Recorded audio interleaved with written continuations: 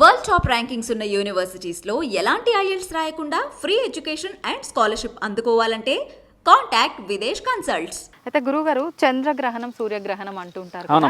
చంద్రగ్రహణం సూర్యగ్రహణం విషయానికి వస్తే ఆ రోజు దేవుళ్ళు కూడా శక్తులు కోల్పోతుంటారు. దేవుళ్ళని మించిన శక్తులు ఎవరి దగ్గర లేవు, దేవుళ్ళ శక్తుల ముందు అవన్నీ తక్కువే అంటుంటారు. మరి అటువంటప్పుడు ఆ రోజు దేవుళ్ళు కూడా శక్తులు కోల్పోతుంటారు అంటారు. ఎలా కోల్పోతుంటారు? చూడమ్మా, దేవుళ్ళు శక్తులు కోల్పోవడం అనేది అవాస్తవమైనది. వాస్తవమైన విషయం ఏంటంటే దేవుళ్ళు ఏం చేస్తారు అని అంటే అమావాస్య పౌర్ణమి ఈ 2 రోజులు ఉంటాయి. అయితే అమావాస్య రోజు ఏం చేస్తారంటే అమ్మ, చంద్రుడు పైనుంచి వెళ్తూ ఉంటాడు, సూర్యుడు కింద నుంచి వచ్చేసే తరుణం. అంటే ఒక భూమండలానికి ఇంకో భూమండలం అనుమతిస్తుంటది ఈ గ్రహణాల రోజు, ఈ అమావాస్య పౌర్ణమి రోజు 2 రోజులు. చంద్రగ్రహణం రోజు ఏమవుతుందంటే అమ్మ, ఇవి ప్రయాణం చేయవు, వచ్చేసి ఇక్కడే ఇట్లా ఉండిపోతాయి. అంటే ఒక స్థాయి మీద అక్కడే ఆగిపోవడం వల్ల సృష్టి వైపరీత్యం జరిగే అవకాశం ఎక్కువ ఉంటుంది అని.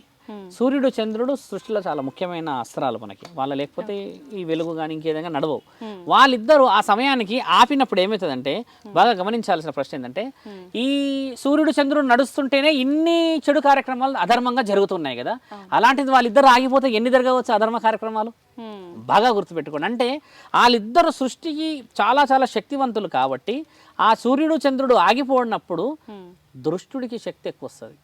అంటే చెడు ప్రయత్నం చేసేవాడికి శక్తి ఎక్కువ వస్తుంది. ఎందుకంటే పంచభూతాలు అక్కడ పని చేయట్లేదు, ఆగాయి. బాగా గుర్తుపెట్టుకోండి. అమావాస్య పౌర్ణమి ఏంటంటే పంచభూతాలు కూడా పనిచేస్తుంటాయి, కానీ ఒక్క టైం వస్తుంది ఇట్లా వచ్చి ఇలా జరిగిపోతారు వాళ్ళు. ఈ రోజు ఏమవుతుంది, గ్రహణాల రోజు అది అలా ఆగిపోయి ఉంటుంది అక్కడ. కాబట్టి చెడుని బాగా ప్రయోగించే వాళ్ళు పంచభూతాలు పని చేయవు కాబట్టి వీళ్ళు చెడు ప్రయోగాలలో చాలా మంది సక్సెస్ చేసినాము, చాలా సంపాదించమంటారు కదా. కానీ ఇంకొక విషయం ఏంటంటే అమ్మ, వీళ్ళందరూ ఈ దేవతామూర్తులకు శక్తులు ఎందుకు పడతాయి, ఈ దేవతామూర్తులకి ఆ సమయంలో ఎందుకు ఇబ్బందులు పడతాయి, వాళ్ళకు తలుపులు వేసేయడం గిడలేయడం ఎందుకు చేస్తారు అని అంటే, అలా వచ్చినప్పుడు చెడు ప్రభావం అయ్యి భూమండలం మీద పడుతుంది. గర్భవతికి కొంచెం పెడుతుంటాం, కడుపు పైన పెడతారు. వంటలు అన్నిటి మీద మన గరికె తీసుకొచ్చి పెడుతూ ఉంటాం, వంట వండొద్దు, పాలు పొంగి, ఇలా కొన్ని ఎందుకంటారంటే పైనుంచి ఒక రకమైన సూక్ష్మం అంటే చెడు అనేది కిందకు పడుతుంది, డస్ట్. ఆ డస్ట్ వచ్చేసి భూమి మీద, అంటే అది ఎన్నో ఏళ్ళ నుంచి పైన ఉంటుంది కాబట్టి ఈ చర్మీలం మీద పడితే చర్మ వ్యాధులు వచ్చే అవకాశాలు ఉన్నాయి, రుజువులు చేశారు కూడా. అలాంటి కాకూడదని చెప్పి ఆపుతారు. దాని ముఖ్యమైనదే ఇది. ఆ గ్రహణ సమయంలో దుష్ట శక్తులు ఎక్కువ తిరుగుతుంటాయి కాబట్టి గర్భవతులు వాళ్ళకి ఏంటంటమ్మా, గర్భవతులు కొంచెం భిన్నంగా ఉంటారు. ఈ శరీరం ఏంటంటే నువ్వు ఏమైనా చేయగలవు, వాళ్ళు గర్భంగా ఉన్నప్పుడు కొన్ని పనులు అంత ఉత్సాహంగా చేయలేరు కదా. కాబట్టి వారికి రక్షణ కవచం అది. ఇప్పుడు మీరు అన్నట్టుగా దేవతలకు ఎందుకు వేస్తారు అని అంటే అమ్మ, వీళ్ళు బయటకు వచ్చినప్పుడు చెడు ప్రభావం చేస్తున్న ఆ సందర్భాన్ని కొందరు దేవతలు మాత్రమే మీరు అనుకునే చేస్తారు. నారసింహుడు కానీ, మహంకాళి కానీ, శివుడు ముఖ్యమైన వాడు శివుడే. శివుడికి ఏ గ్రహణం ఏది పనిచేయదు, ఎందుకంటే ఆయన మొత్తం గ్రహణాలకే అధిపతి కాబట్టి ఆయనకి కట్లేనికి రాదు. అయితే కట్లు ఎవరికి పడతాయంటే, అంటే కట్లాని కూడా కాదు, తాళాలు. ఈ గుడికి వాళ్ళు రాకూడదు అన్న ఎవరికి అంటారంటే అమ్మ, ఎవరికి జననం మరణం ఉంటుందో వాళ్ళకి ప్రమాదాలు ఉంటాయేమో చెడు ప్రయత్నంలోనే ఆగుతారు. ముల్లోకాధిపతికి జననం మరణం లేదు కదా, కాబట్టి ఆయనని ఆపలేరు ఆ రోజు ఇంకా ఆయన పూనకం మీద ఉంటాడు ఇంకా. కాబట్టి మిగతా వాళ్ళ దేవతలందరికీ జననాలు మరణాలు రాసున్నాయిగా, మన చరిత్రలో అయితే చూసాంగా మనం. కాబట్టి చెడు ప్రభావం జరుగుతున్న సమయంలో చెడుకి వీళ్ళు విరుద్ధంగా పోకూడదని నించొని ఉంటారు. తర్వాత మిగతా కార్యక్రమాలన్నీ వాళ్ళు ఎవరికి ఏ విధంగా రక్షణ ఇవ్వాలో, ఇప్పుడు మీ తాతయ్య ఉన్నాడు, మా తాతయ్య ఉన్నాడు, రేపు చెడు రోజు అంటే ఈ రోజే ఇంటికి అన్ని రక్షణ చేసి వెళ్తాడు కదా. మరి దేవతామూర్తులు కూడా అదే చేసి వెళ్తారు. శివుడికి మాత్రమే మీరు అన్నట్టు గ్రహణ శక్తులు అనేవి ఎప్పటికి పనిచేయవు, ఎప్పటికి రావు. మిగతా దేవతల్లో మహంకాళికి మాత్రం కళ్ళు తెరుచుకొని ఉంటుంది, ఆ రోజు చూస్తుంది. ఎందుకంటే అర్ధనారీశ్వరి యొక్క భాగం కాబట్టి.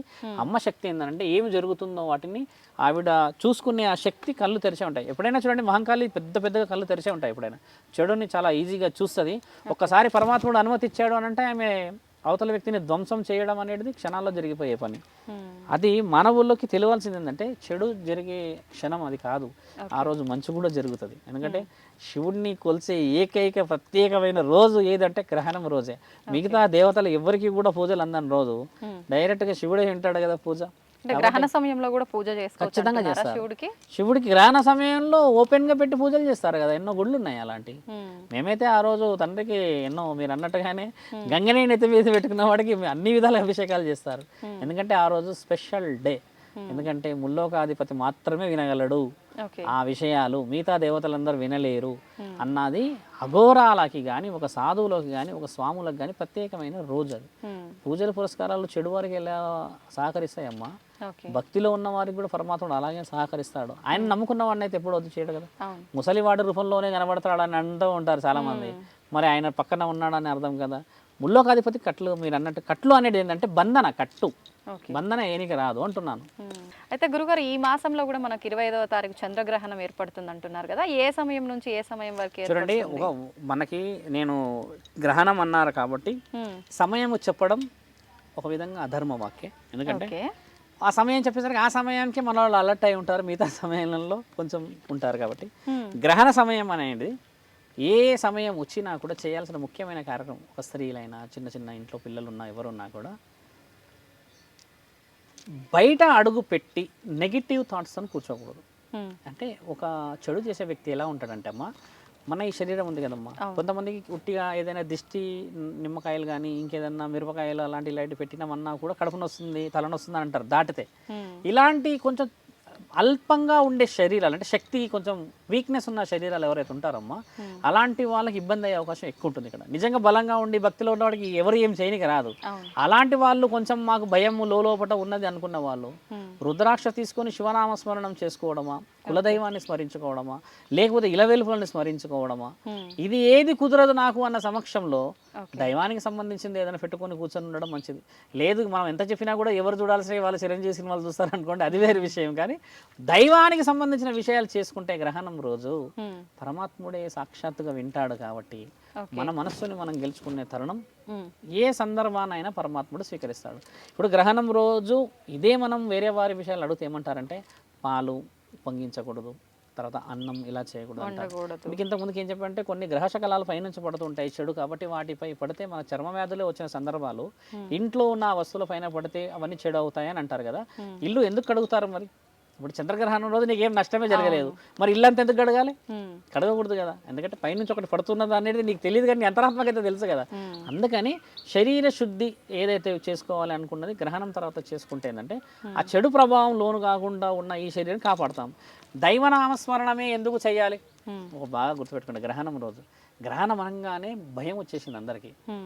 ఆత్మలు వస్తాయంట, పూజలు చేస్తారంట, క్షుద్ర పూజలు వస్తాయి, వాళ్ళని లేపేస్తారు వీళ్ళని లేపేస్తారు అంటారు కదా. అది ముమ్మాటికి నిజమే. ఏం చేస్తారంటే ఈ దుష్ట శక్తులని చంపడానికని ఈ దుష్ట పూజలు చేసేటోళ్ళు మంచోళ్ళని ఇబ్బంది పెట్టడానికి వీళ్ళ ప్రయత్నాలు వీళ్ళు పూజలు చేస్తూనే ఉంటారు. అలాంటి సమయం భయం లాగా ఉండేసి ఉండడం కంటే మనము కూడా మన ఇంటికి కట్టేసుకోవడం అయింది, ఒక పురోహితుడు ద్వారానో ఏదైనా పవిత్రమైన గుడికి పోయి అక్కడ నుంచి ఏదైనా తెచ్చుకొని ఇంటికి రక్షణ చేసుకుంటే పాజిటివ్నెస్ పెట్టుకోవాలంటున్నాను నేను. మీరు అన్నట్టుగా పురోహితులు చెప్పే తంతు ఒక సాధువు చెప్పే తంతుకు చాలా చాలా వ్యతిరేకత ఉంటుందమ్మా. నక్షత్రాలు తిథులు సమయాలు చెప్పేది పురోహితులు, సాధువు చెప్పిన విషయాల వివరణలు ఒక అఘోరా చెప్పే విషయాలన్నీ ఏంటంటే ఆ రోజు చేయాల్సిందల్లా ఒకటి ఏంటంటే పాజిటివ్గా ఉండడమే సేఫ్. ఇప్పుడు 10 మంది గొడవ పెడుతున్న దగ్గర పోవద్దు అంటే పోవద్దు కదా, మరి పోయి నిలబడ్డావంటే ఇక 10 మందిలో ఒకటే నిన్ను గుద్దుతాడు కదా.